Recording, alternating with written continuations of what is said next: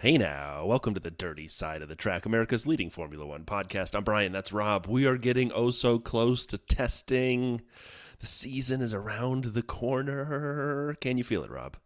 Oh, I can feel it 100%. It's like I've even been kind of clambering after any kind of like shakedown video as well, which is just awesome to see the new cars going round. Which is probably mainly what we'll cover off first in the news, right? We've had all the liveries through now, so we can make our view of what our favorite ones and worst ones are Sure. pre-testing, and Yep. then we'll use the testing ones to hold ourselves to our predictions we made earlier in the season, not earlier in the season, earlier in the off season. And you know what? So, As much as it pains me to highlight the fact that you're kind of withholding final judgment till you see cars on track, I think that's a really good idea. I hate to agree with you, but when they're in a just studio with special lighting, it's hard to see what they look like yeah, going around. it is. It is. It's like, will that unnatural light, does that paint it in its best view, and then see it out on track, and you're like, really? So, you I know, mean, a we couple years ago, like, do you remember when Alpha Tauri had the white rims and everyone thought they were ugly in the preseason because they just sat there in the room and you're like, whatever. But then you saw the car on track and it really yeah. worked. At least I thought it worked. So, Yeah, and it's like when McLaren first bought the kind of the Google Chrome logo wheel on, right. thought, oh, that's a pretty neat way of that's amazing sponsorship placement. But of course, as soon as the car's moving, It's a you don't blur. see any of the colours. It's like Right. it's actually only really any good when the car is stationary. But yeah, so we'll take a look at that. Take a look at some of the other bits and pieces that we've seen from kind of the cars being revealed. Um, a look at wheel rims and and the like. Bumper video vault by the looks of things. You've been busy, and then we'll kind of just have a quick peek at our first reaction to the F1 fantasy game open this week. So we'll be shamelessly plugging our own mini league and just kind of taking a look at some of the minor changes I think that they've made to this year's game and our thoughts on it. So should we dive in? Let's do it. Okay, so the final livery reveals. Aston Martin. And there's going to be a little bit of a theme here, I think, for some of these that come out. It's Mm-hmm. it's it's basically the same car, slightly different shade of green, I think, but it's a really good looking car. So kind of a if it ain't broke, don't fix it vibe. My only gripe, and then I'll see what you think, Brian, is that they also dropped the livery for the Aston Martin Vantage at the same time and showed what they could have done with some of the yellow detailing that kind of really Yes. the Vantage looks really mean, and I think they could have used that yellow outlining a little bit more on the F1 car. But it's still a great looking car. It's Yeah. just the same. Agreed. It is. It's fine. You know you're looking for something to say when I comment to myself, boy, it looks good on medium tires because the yellow tires make it pop. If I have to use the Pirelli color of on the tire to help it, it's good. It's not bad. It's good. It's the same as last year. I do like the shade difference in the green if I'm seeing it right based on what we saw on the F1 post of it from last year to this year. But again, I am colorblind, and greens and blues and pinks and purples are not in my sweet spot. So for I all I think it know, I think it is a little bit closer to what they term British racing British green. racing It's green. it's a Yeah, yeah. bit darker, so yeah, I no, I, like I it. like the change in the green. It's just there's not a lot of difference there. And shock horror, Ferrari launch a red car. Who knew? But and I know I'm going to Ferrari fanboy over this one, and I'll let you beat me down, Brian. But kind of like the way they've been. Well, maybe they have, maybe they haven't. But this year, it feels like they've basically said, right, the car's going to be red. It's going to have some white on it, some yellow on it, and some black on it, and that's it. There is going to be no other sponsor kind of color interfering with this. If you're precious about your color of your logos, sorry guys, it's white font on a red car. The only yellow that's going to basically be allowed is the Ferrari logo and the Shell logo. And because of that, the whole thing just adheres to one kind of style. So to me, this is chef's kiss. They got rid of that big black square they had last year to put Mm-hmm. Seva, however you say it, the Yeah. CEVA. That's now just white on red car. It's just and the red rims, and we'll come to the rims later. But I'm loving Yes. this. This is chef's kiss from me. I also like this a lot. I don't know if I would go as far as you are going. I like it. It's one of my favorites. Don't get me wrong. So it's in the top section for me. The yellow really does it for me. That yellow stripe that comes up the side pod and the one over the nose. I mean, that Yep. is just really with the white right next to it. I love that. So I thought it was great. I will say this. A lot of people have been throwing a lot of slander at cars that I do like for having too many logos. And you talk about placement. I understand. I understand you. I'm just saying Ferrari's got more logos on this thing. It hit every branch on the logo tree I on the think way they've down. probably all got exactly the same number of sponsors on. I think it all comes to how Oh, this you. feels like It a, is a Rob Vale deep dive retrospective no, on a not train really. ride It's I this mean, week. beauty is in the eye of the beholder, and I just think that every car has to maximize its real estate. That's what they're Right. doing this for, Right. right? To try and get as many sponsors. So I get it. You're going to have to pepper sponsors all over the car, and every car has. If you probably count them up, I bet they've all got very, very similar. To me, it's about, do you make the sponsorship come first, or do you make your design of your car come first? And I just think Ferrari, this flows really nicely. I It's agree. it's just all white on red. I do agree with Other that. And the cars, rims are great. The red the rims. rims are We'll come back to fantastic. those. They Yeah. are, yeah. I mean that adds a lot for me. And then we saw same day we saw Mercedes. And for me this feels like a nice change. Rob feels like it's, at least in the notes, very similar. What I would say is it's a mix, right? The silver arrows, and then they were in the black car for a while, and this is a mix of both. It's a lot of black and a lot of silver. And so instead of There's being a lot of silver. well, the whole top part. I mean, if you look from above, it's a lot of silver. The top of the Yeah, nose, the yeah. top of the side pods, not the top of the wing, but um, there's a decent amount of silver. I really enjoyed it. I thought it looked great. I thought it came together well, and the splash of green throughout also seemed to work for me. Yeah, the green again, and we go back to kind of just me kind of liking kind of elements that work nicely. Is if you look at the two cars, last year's Mercedes and this year's Mercedes side on, the green swoop that was on it last year was fine. This one, the way it trails and it's like the dividing line between the silver and the black, and it traces all the way up the nose and then it swooshes down over the side pod. I'm sorry, but that again, I'm getting too excited about little things, but that swoosh or whatever you want to call it is chef's kiss. I really like this. They were probably never going to go anything other than black or silver. The fact they've Right, kind right, of right. got both in is Yeah, great. Little bit again, and I think this is maybe where a sponsor has to have their say. The red doesn't feel in keeping with the rest of I it on the agree. air cover. Like they could have just found a way Ineos of or whatever like that just is. making it that was silver. If that had been silver, even with the sponsor's name on it in black or something, that would have been amazing. But I it is mean, what even it if is. they They made the pay. sponsor's name in red, it would still work. But having the whole thing red, it just feels Yeah. like they were coloring the car and then they turned it upside down and dipped it in paint, but only went so far. Like, oh, just the top's red. And then this was one of the first ones, not the first, because we already talked about Toro Rosso last week, where people saw changes in the car design. And again, we know this is a livery launch. It's not necessarily, quote, a car launch. We'll see more at testing, and then we'll see more at the first race. Of course, we get that. And upgrades will happen. That said, people freaked out because there was such a change over the last year. And we saw some of this in the middle of last season, where they went from their zero pod to these uniquely shaped inlets. They've gone from a pull rod to a push rod, which Rob and I talked about. We know so much about the difference there. There's a radically different front upper wishbone orientation, but Tell me more about the upper wishbone orientation, well, I Brian. can't because I'm so focused on the lower wishbone. And so then the question I have is the thing that really got Dr. Obbs, who we like very much, friend of the show, been on, he's great. If Mercedes have found a way to create a detached front wing element with legality wire, then that could change the game for front wings. The Y250 Vortex was a great way to help control FT wake. Does this get banned quickly? Anyway, he then highlights it for someone says, can you say it's helped us out for dummies?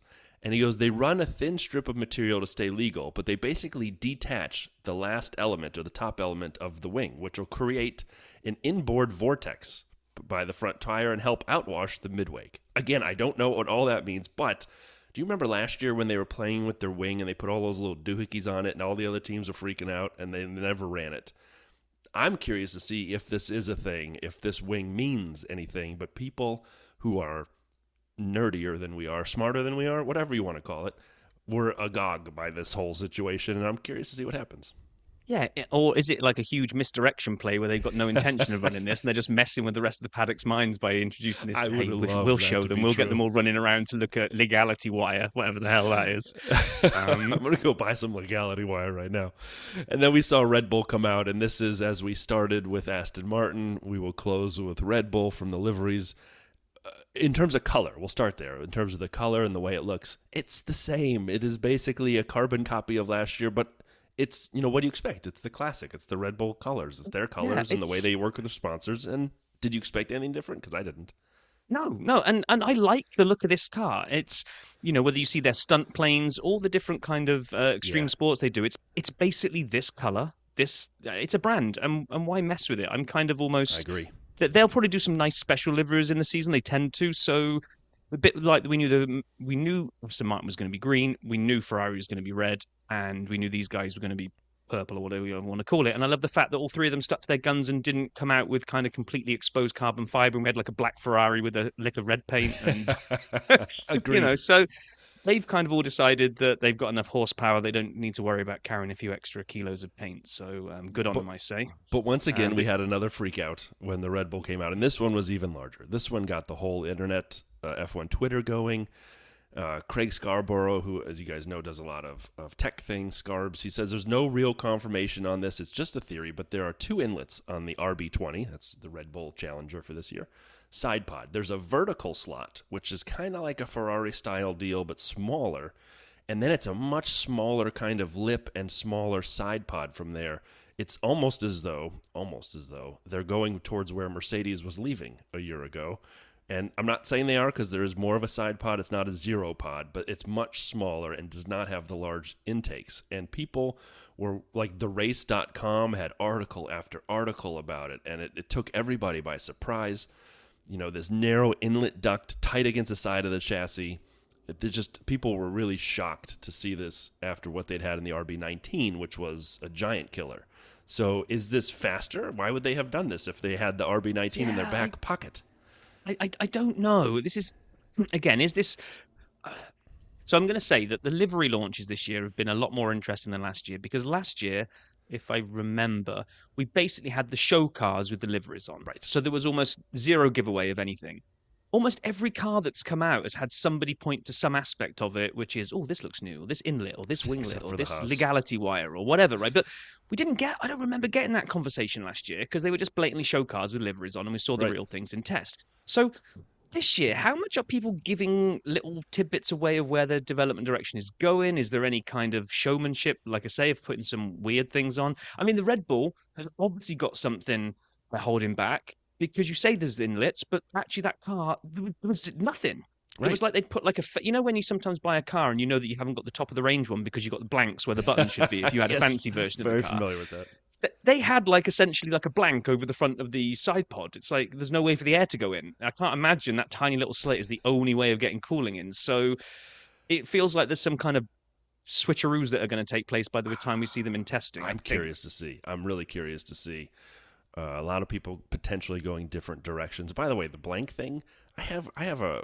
It's old. It's a 12-year-old car, but I have a nice car, a fast car. I got more blanks than my wife's car. Like, what the heck? Mercedes couldn't have like made up a button for me. It looks so cheap in there, but I got a hand-built engine and I got 75 blanks across the dashboard. I'm like, well, I don't know what that would have been for, but I don't have Yeah, it. exactly. It's always quite depressing when you look It at is. you get yourself a new car and you look at the amount of blanks you've got and you think, look at all the stuff I could have had. I just want to know what's missing. Like missiles? Anyway, so we talked Yeah, about the yeah, definitely liveries. missiles. Yeah. Missiles. Yeah, it's always the problem. The rims, though. And so we highlighted this on the Ferrari, and I love this conversation. And we've actually talked about it on the pod here recently.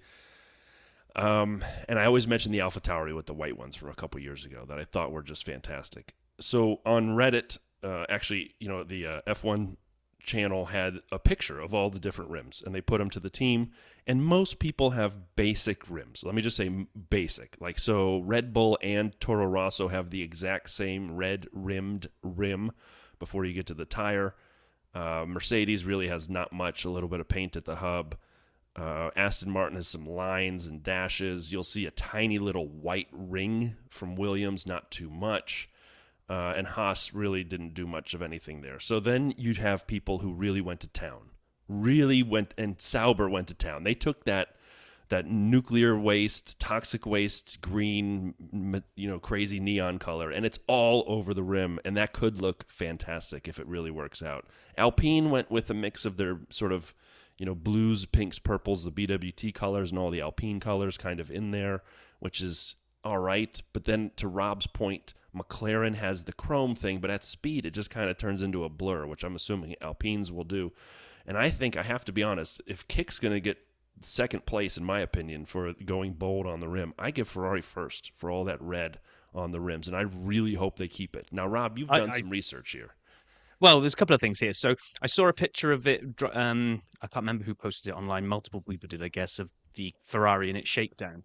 And somebody pointed out and said the way they've designed these rims really makes it look like a throwback to the old school where we used to be able to see the glowing brake discs Oh, before we yeah. had covers.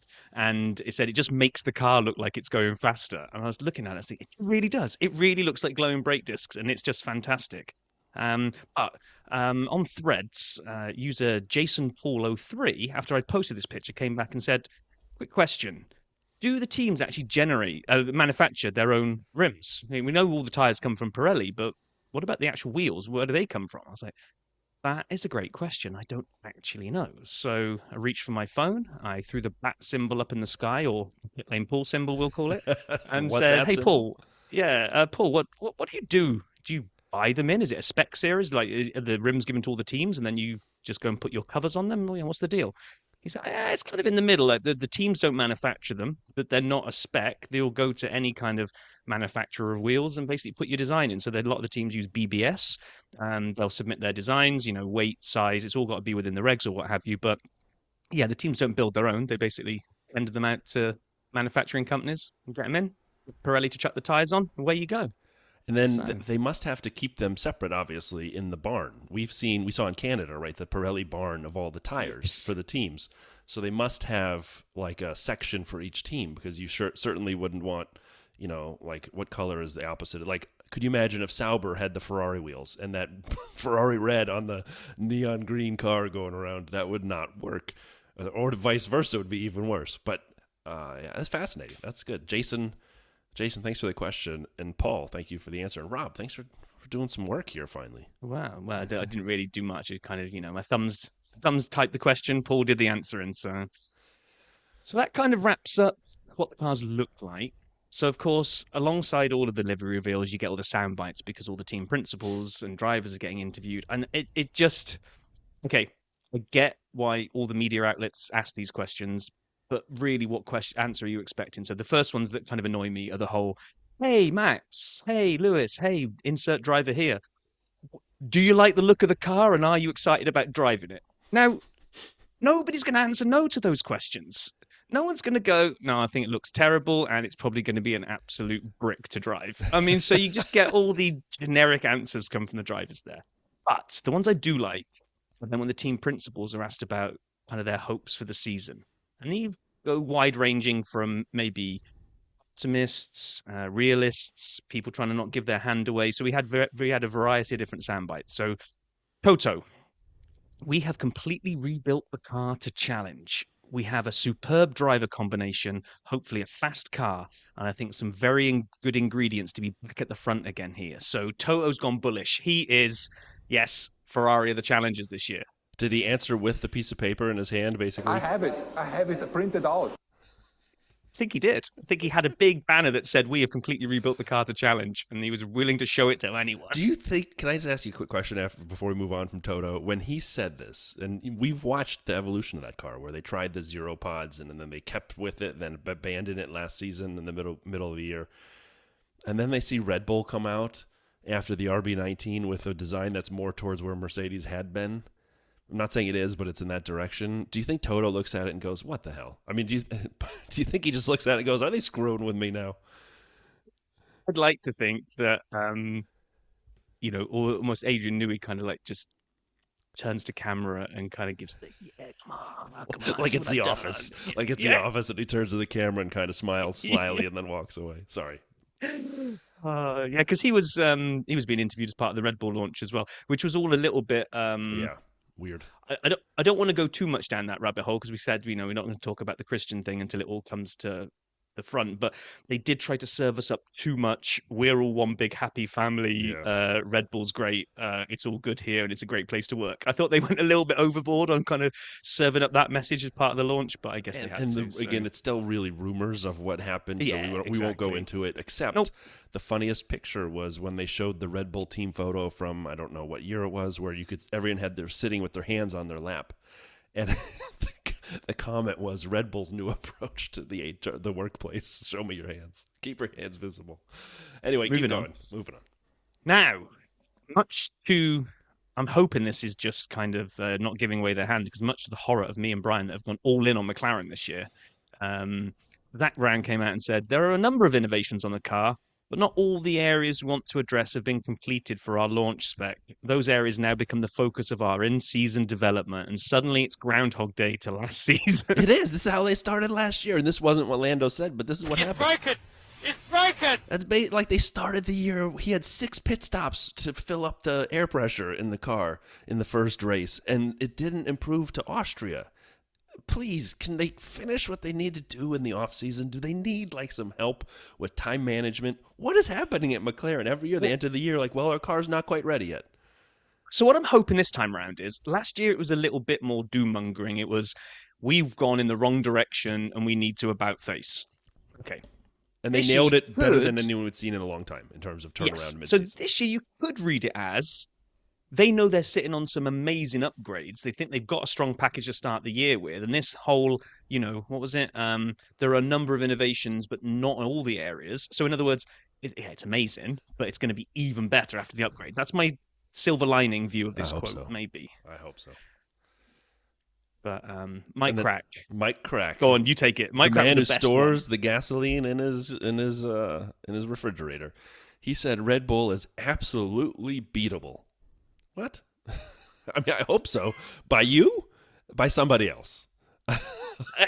He was very, very bullish in his press conference. He was like, Mr. yep, Crack. absolutely beatable. And we're going to take it to them. And I mean, I think if you come out like that, you've got to back it up, right? So hopefully have to. Aston start like they did last year. Because if they come out and trundle around towards midfield or rear of midfield, everyone's going to be firing up the quote machine from preseason and go, do you want to rethink that one, Mike? Well, and then also things that picked up heavily on social media, and actually this was picked up by a lot of people immediately. Ferrari got so excited they put a tweet out with a video of a Drive to Survive style pit stop, and there is a problem with the left front tire, and this pit stop takes about 4 seconds, and then the car takes off, and people are like, this pit stop sucked. They couldn't have gotten a good one for their big social media splash for the launch, for the campaign, and then it gets worse because Ferrari takes it down, and then they put the correct one out, which is a better stop, and then they basically blame the social media intern and said, oh, the social media admin got excited and used the wrong one. Like, well, did the social media admin say that to make it themselves feel better? Because otherwise, someone ran them over with the bus. I'm still thinking, I know I kind of pedaled back on this on Discord, but now I've thought about it more. Still thinking this is genius marketing from Ferrari, which is, if you just put out a clip of a pit stop from above, it'll get X amount of traction. You put one out where you've made a classic Ferrari blunder and the front left has got stuck. You know how viral this clip went? I still don't buy the idea of they sent 2 clips to social admins, said pick the right one. That doesn't make any sense. A big marketing machine like Ferrari is going to have a final edit that they pass on to social media admin who posts it. There wouldn't have been 2 to get mixed up with. So my tinfoil hat is still, this was genius to make it go viral, get the impressions, because it doesn't really hurt the Ferrari brand that the front left got stuck. I mean, or does it just make it feel like we're going to hear a lot of this year? It's a mistake. Yeah, so, who knows? Who knows? Because it definitely went a hell of a lot more viral than just a regular old pit stop from above clip would have done. So where are we at now, right? Let's wrap it up here. We can talk about favorite liveries, whatever you like. Favorite, where your excitement lies, favorite team. I am freaking out. I'm in full-on sap is in love mode, and Rob knows this because it's built over the course of the last 10 days or so. And you guys, if you listened last week, you may have heard the beginning of it, but you haven't seen my WhatsApps through the week to Rob. So before I get into that, where do you want to start? Just feel for the season, excitement, liveries. Like, what's your... Let's quickly do the livery, like where we think. So look, I had McLaren as my favorite and Haas as my worst at my prediction at the beginning of the year. I would already say that Haas is well on track to be my least favorite. I thought you said Alpine was pushing them out of the way. It was, but I've kind of taken a look back at it, and it's between those two. So it's still on track. It could still be my worst, but Alpine's kind of knocking on the door. And then up at the top end, I said McLaren. Got to be honest, I think the Ferrari looks better. But again, McLaren's up there. It's in the mix. I'd say my top 3 at the moment are probably Ferrari, McLaren, and Mercedes, I think. I do like the silver and the black. I think it's all going to come down to what they look like in testing. So I'm not blown out of the water yet, but I don't hold good hopes that my predictions were right. I am completely blown out of the water. So what did I say my favorite would be Haas? That's way Haas. off. It's still in my bottom. I mean, it is, if it's not, I think Alpine is my least favorite. They did not do any of what I was hoping they would do. So Haas is not my favorite. And who did I say my worst was going to be? Do you remember? Was it Alpine? No. No, I want to say. Oh, well, we'll have to go back to the notes and take a look. I think you said Sauber because I don't think you thought the state thing was going to look. I think I did, and you know what? I still think I might be right. We'll see it on track. I mean, that's a neon green, dude. Like that is really neon. Like you've only drank Red Bull for 4 days in a row and had alcohol and had no water, and that's what your urine looks like when you go to the bathroom. So yeah, you've seen all the branding where people have photoshopped MIS in front of all of the stake logos. I haven't. I like that. So then in terms of like the cars themselves, right? The launches we've seen, the car components, which may or may not be accurate. My favorite, just to close liveries, my favorite was the Toro Rosso. And I know everybody, I know Lizzie, I know, it's busy and the sponsors, logos, and the placement. And Rob, your OCD said they're not in the right places. And I don't like the way the Visa is a little bit on an angle. I still love it. I love the Toro Rosso colors. If they had made the rims like the Toro Rosso blue or red, I may have lost my mind. And so, talking of losing your mind, let's just not leave it at liveries. Keep going with the messages you've been sending me all week. All right. So here it is. And I think I might be underselling it. When they showed us the Toro Rosso and it moved from push to pull or push to pull to push or whatever rod they want to use, and everybody said this is the RB19. This is closer to the RB19 than any other car in the grid, especially now that the RB20 is different than the RB19. And I thought to myself, oh boy, here we go. Tracing Point back again, but this time they're stealing a world beater. I love it. I got so excited. The team, Toro Rosso, came on, AlphaTauri came on last year. We saw them. Their car got better. Daniel Ricciardo was fighting for midfield, fifth, even above that, fifth, sixth at times. Yuki led a couple laps.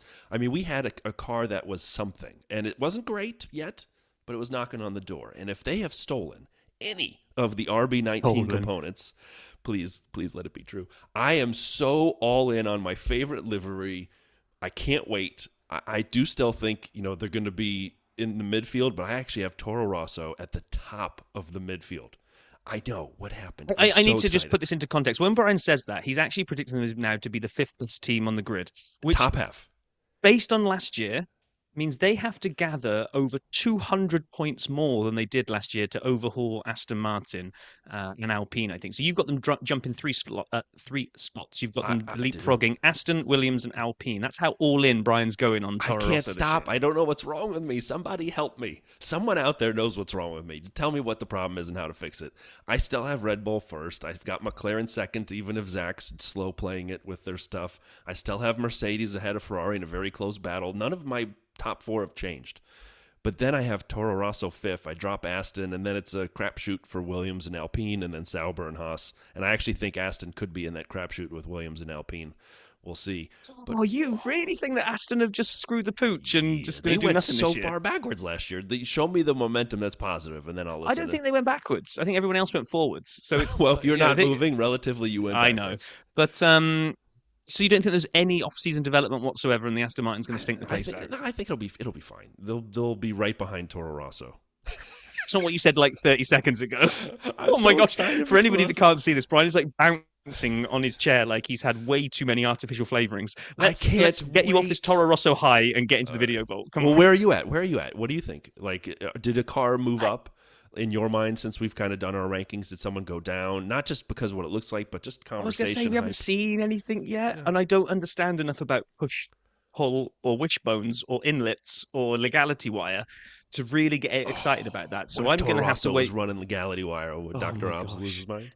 So I kind of need to see them actually going round tracks. Call me a traditionalist, but so nothing's changed for me at the moment because I don't think they go any quicker based on what they look like. But Hugo Boss, Red Bulls Racing, RB, count me in. Yuki Tsunoda's gonna have a Brian's going to turn up on this Zoom call next week, and he's going to have he's going to have he's going to have Cash App written. He's going to have Cash App written across his forehead when he's going to get a tattoo. Send me some and by the money. way, it won't be symmetrical just because that's how good the livery looks. But anyway, I love it. All right, let's talk about some videos here then. There was an awful lot of videos about the liveries. We'll skip as many of those as we can because we've covered them ourselves. But did you see the Grand Tour's newest? watching it tonight. Oh, No, sand it's job. good. I'm watching it tonight. So It's good. Enjoy it. It is very good. I really. It's sad that it's the second to last, the penultimate one, but it is very good. we'll take over. I'm happy to. I'm happy to leave you behind all the time and everywhere. So then the first video is our reaction in real life to the 2024 Red Bull car launch featuring Checo Perez on the P1 channel. The godfathers of F1 podcasts and their YouTube channel. It's 14 minutes. I really thought it was good reactions. They were invited to the Red Bull launch, and they kind of covered what they saw and didn't see in the car and what it was like to be there. It was great for Matt and Tommy to kind of explain this. They had some technical problems, though, however, that really hindered their ability to do this. They had to re-record the whole thing at the end of the night, and the lights are going on and off around them, and it's confusing them, and they lost the audio from Checo's interview, so someone had to give them, like, backup audio. I mean, it felt a lot like when Break F1, when Blake did the thing with Max and Checo. So if we ever, get lucky enough to do this, we have to have, like, triplicate microphones running, because you never know. Yeah, what can I'm sure we're really going to have to worry about being prepared for that, Brian. F1 star Lando Norris races towards the start of a new season on This Morning. I'm assuming This Morning is a British chat show that's shown in the morning. Chat shows may be a little bit too highbrow for it. It's Okay. it's morning, it's breakfast TV, it's morning TV at its finest. Okay, It's a British institution, but it is what It's it is. whatever. I only saw the 8-minute clip on their YouTube channel with Lando. It's great. I loved it. Lando is really growing into himself, into his own personality. He's fine telling people, he likes, doesn't like, and it's just fun to watch. I'm becoming an even bigger Lando fan than I've been. But they have like a harmless open mic gaffe at the end where they joke about showing up at races and pretending to be his parents, and he's still there. And so they thought they were off. And anyway, it was fun. If you like Lando, check out the This Morning clip on their YouTube. F1 channel had Fernando Alonso in beast mode. This actually dropped last weekend. I missed it the day we recorded. As I said, F1 channel, 11 minutes. And if you remember, I realized that Fernando was basically my favorite driver of last year. I didn't know that till we put the grids together and thought about it. So I was just man-crushing on Fernando for a while. It's got some great videos of him racing the 1950 Farina Bath. No, I'm just kidding, because he's not that old. But there's a lot of videos of him with cars that aren't turbo hybrid V6s, and it's great. It was just fun to watch. He definitely has some of the best overtakes. It's kind of become his signature, I think you'd have to say. And then That and defending well. yes. The F1 channel had two more, and this I'll hit them quick. I don't necessarily recommend both. Charles Leclerc on teaming up with Lewis Hamilton and his 2024 ambitions, and then Carlos Sainz interview. It was a surprise to me as much as anyone. Those are the titles. It started. This is all we're going to hear for a year. And this was the beginning of it, and I don't know how much I can handle of this. Like, I will start turning stuff off if it just all becomes about Lewis Hamilton coming over and did you know and what happened and what you say. And I mean, anyway. You're going to be turning a lot of stuff off, Brian. Just get that remote ready. That's all I'm saying. I know. And so the one that I enjoyed the most this week was It's an Expert Roundtable as F1 and NASCAR Unite on the Shell channel. 12 minutes. I really enjoyed this. Go check it out on the Shell channel. It has Charles and Carlos. It's clearly filmed before this news happened. And Joey Logano, who's a NASCAR driver who will be running in the Daytona 500 in about 30 minutes if it stops raining down there. And so I think it's already been postponed to tomorrow, hasn't it? Has it already? Yeah, I think I saw before we started I got a full recording. day of work tomorrow, so I'm not going to be able to see it. All right. Well, so this was really good. This is just it's the three of them having a conversation about driving fast and the differences in their cars and what it's like. And they realize they all drive at COTA, and they start talking about lap times at COTA. And Logano's like, yeah, it's like a 212 for us and the number may be a little wrong, but I'm close at Coda. And who was it for you guys? And Charles like, I don't know, 130. And Carlos looks at him and goes 134. Carlos has it like he's like an encyclopedia, and he goes 134. And then Logano's like, dang, that's really fast. And so you kind of see these guys just comparing. But then they talk about NASCAR going 200 miles an hour, bumper to bumper. Like literally touching cars around you, and they were all kind of just enjoying the conversation. So anyway, I thought it was a fun 12 minutes, and I recommend people check it out.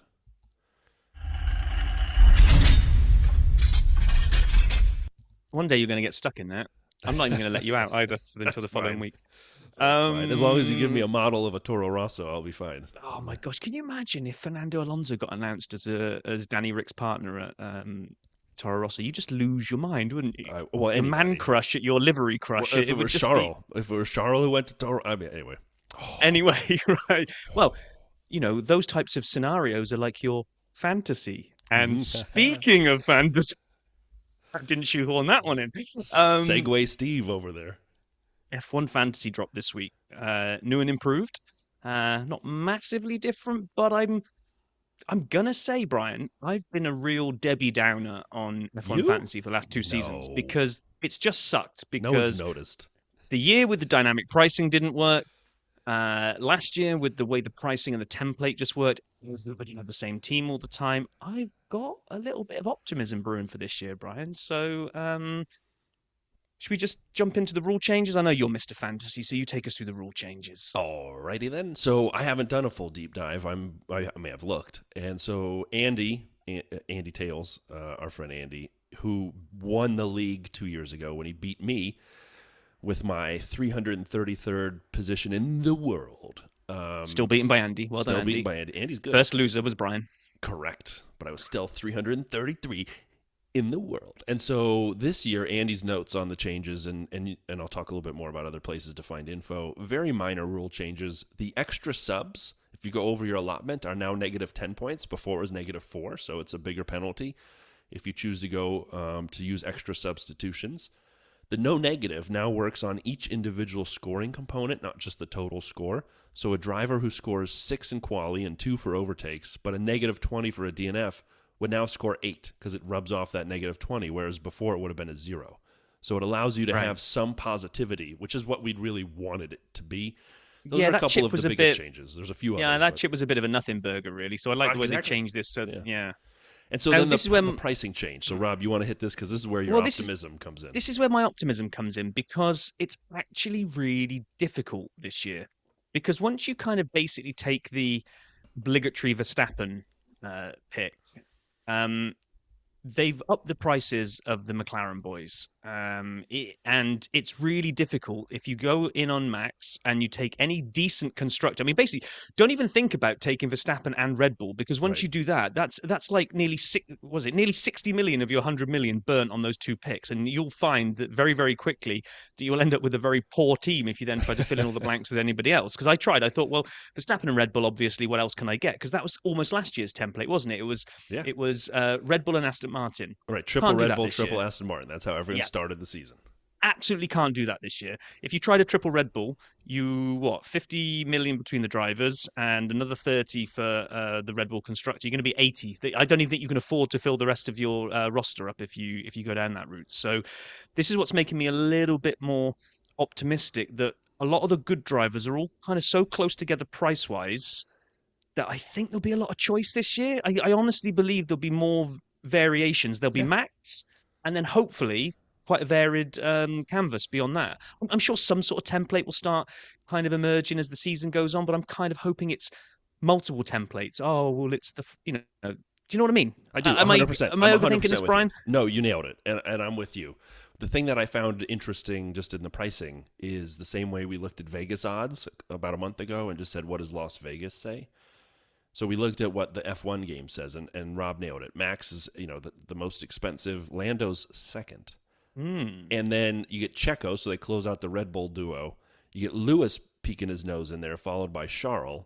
And then it's Oscar. So the second team to close both drivers is McLaren. And then you get George and Carlos. So then you kind of close Mercedes ahead of Ferrari in their mind, which is also the way I have my list. But then weirdly, they don't have Toro Rosso next, so someone needs to give them a ring-a-ding-ding and tell them to move everyone up, because I already have. I have I have some Toro Rosso in my team. I didn't go You've triple. somehow I went managed to get double. all 5 spots, all 5 drivers of Toro Rosso, and both constructors of Toro Rosso. Historical drivers. I've got Danny Kvyat. I've got Brandon Hartley. I'm going through the decades. Yeah. And so this looks good, and you nailed it too. The constructors as well are priced. It feels like they spent some time kind of thinking through this, so you couldn't as easily templatize from the beginning. We'll all learn, right? We'll learn as the season starts. We'll learn who's got pace and who doesn't, who has value and who doesn't. And I would just highlight, join us. Like, join us in our league. Join us in the Dirty Side League. Our socials have the information, Twitter and Threads and Instagram, but also on our website. If you want to just go find it real quickly, it's www.dirtysideofthetrack.com. It's there in red font so that you can't miss it. And it has our link and our code. We give out prizes, mid-season prize, end-of-year prize. Last year, we had a very tight battle between 2 fantasy experts. FPL Instinctive won, and he has a nice t-shirt at home, just beating Michael Cronje. And Michael, if I'm mispronouncing your name, tell me. We trade a lot of notes. And so Michael has his own league. I'm joining. Rob, you should join too if you have an extra team. Just checking it out. And of course, the people who really know this stuff, Fantasy Hub, Rob, and Fantasy HQ Adam, who are also friends of the show, they have great thoughts too. We love F1 Fantasy as a distraction from the actual races, and we enjoy it. So you can always count on us to have a recap, and we give shouts out. So join up, win some prizes, beat Rob. It'll be fun. Well, that goes without saying. What's your name? You haven't just gone boring and just called your Sap this year, have you? They required more than 6 characters, so I'm Sap at Dirty Side. Oh my gosh! Come on, Brian. I'm George's Sweaty Visor. That's my team name this year. It was Vales Fails last year, and they really held up to that. And I'm just hoping that confusing Sweat for Rain, and I'll be on to a winner. But just before we kind of move off this, looking at the bottom end, there's a couple of things, right? Yeah. They've got Williams as the same price as Haas, which I find I disagree with. a little bit of a kick in the nuts for Williams there, right? But could mean that they become a good, affordable team down there. But they've got Albon kind of fairly high up. They've got Zhou more expensive than Valtteri, so they think Zhou's going to be the better performer of the two there. Or he's going to maximize his points the way last year happened, where maybe he qualifies poorly and then makes up points in the race. Yeah, and that's the only little bit that they haven't changed that I still don't like. I don't is this like that. whole points for overtaking, as well as positions gained. Or I don't know. We'll have to dig into that a little more. But I agree with you. That was shocking to me to see that one. So I think that's kind of, we'll probably do it, like you say, we'll do a deeper dive before the season starts around the fantasies. And then the other thing that we've got left going for the remainder of the month is the F1 February Fantasticness. Yes, sir. On Twitter and Threads, which is now into the quarterfinals, which Brian didn't realize was... the second round. It's quarterfinals. That's correct. Quarterfinals? Yeah, you thought we were straight into the semis last week, but so there's been a real painful head-to-head this week, and it's quite bizarre because the Threads and Twitter community have basically voted the same way. Other than Threads had Cota beating Monaco, and I think Twitter had it the other way around. So we had a different head-to-head coming through there. But it was both against Interlagos. It was both against Interlagos, and on both sides of the socials, Interlagos was triumphant. So we've actually converged now that I think we've got almost exactly the same lineup coming through. The vote that is ending very shortly Spa right now is ahead of Suzuka 58-42 on Twitter. 58%, 42%. This one hurts. Tonight. This one as well. Spa, it ends in on Threads. It ends in tonight, and it's 65-35 to Spa at the moment. And this one hurts because these two are two of my faves. This is where it'll get real. I mean, we are looking for the final 4 tracks. Interlagos has made it. It'll either be Spa or Suzuka. At this point, it looks like Spa. And then on the other side, or in the next couple of days, we'll have Monza versus Gilles Villeneuve. So we'll have Montreal against Monza. And then we have Baku versus Silverstone. I expect Silverstone to win. We'll see, though. You never know. People do like Baku got more points than I thought it would when it beat Zandvoort. Yeah, it really did. It's going to be fun because we're filling in the Final Four, February F1 Fantasticness, your March Madness bracket, but instead for F1 tracks is underway. Check us and vote on Threads and Twitter, especially Twitter, because that's the one that I'm using for the official results, but Threads too. And so Official result. And so that's what we're doing. Check it out. It has been fun. I can't wait to see. I actually don't know who's going to win at this point. I feel like, if I'm being totally honest, there's a lot of Brits voting, and I think Silverstone may have a shot at winning this thing, but we'll see. Yeah, I'm kind of right now. My gut is telling me it could be a Silverstone Spa final. Oh, that would be good. And that's going to be a real gut wrencher because I love Spa, but cut me in half and I bleed the British blood. So May I? Yeah, you can if you like. Yeah, and you can watch Silverstone blood pour out of my veins. Which, by the way, I'm not at all jealous of that you're going to get to go to, and when I've never been. So 1 hour. I have one glorious hour. You're going to be there. You're going to smell the gasoline, the petrol, whatever you want to call it. You're going to hear the cars, and I'm going to watch it on telly. So hashtag not jealous. I can't wait. I cannot wait. I already got my rental car, so I have to drive on the left there. Yes. Oh God, yeah. This is. Oh, maybe you won't get to Silverstone. This is gonna be good. It's gonna be good. I don't normally drive in all the places I go, and this time I'm driving everywhere we go. So I'm gonna have like 47 accidents across the continent. Have you managed to hire an automatic, or have you ended up with, as they say on this side of the pond, a stick shift? I can do or that, a manual, as I would say. But with my left hand will be the problem. So I'm going for whatever they got. These are all cars I've never heard of, by the way, as well. Like these are like. I can't wait. This is gonna be exploration at its finest. My kids are gonna be shrieking in the backseat. Oh man, we got so long to wait for that one to play out, but we got a whole bunch of races ahead of us before then. So can't wait. Yeah, we're going to be. What are we right now recording here? The 18th. So we are 11 days away. 29th it all starts, right? Yeah. Practice starts. Wow, yeah, that counts. That counts. I know. I had to look at my calendar off on the side, but yes, that's so when's correct. testing then? Next week. We're reviewing testing next week on next week's episode then, basically. Oh, yeah, come on. I have a crazy week, but Friday is the last day of testing, and I will record it and watch it at some point on Friday via 23rd if I have my internal calendar right.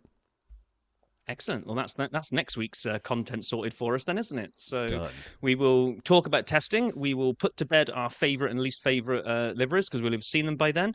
And we will most probably get ridiculously optimistic for some cars' performance because we're going to buy into these testing times that we've seen. And we're probably going to be very pessimistic about some, thinking, oh my gosh, I can't believe how slow they are. And then get proved completely wrong in the first race of the season. And Drive to Survive drops on the 23rd as well. So we are there, man. We have reached F1 Nirvana. It starts now. And we can't wait to review it with all of you and talk to all of you in a week's time. It's around the corner. We'll talk to you soon, everybody.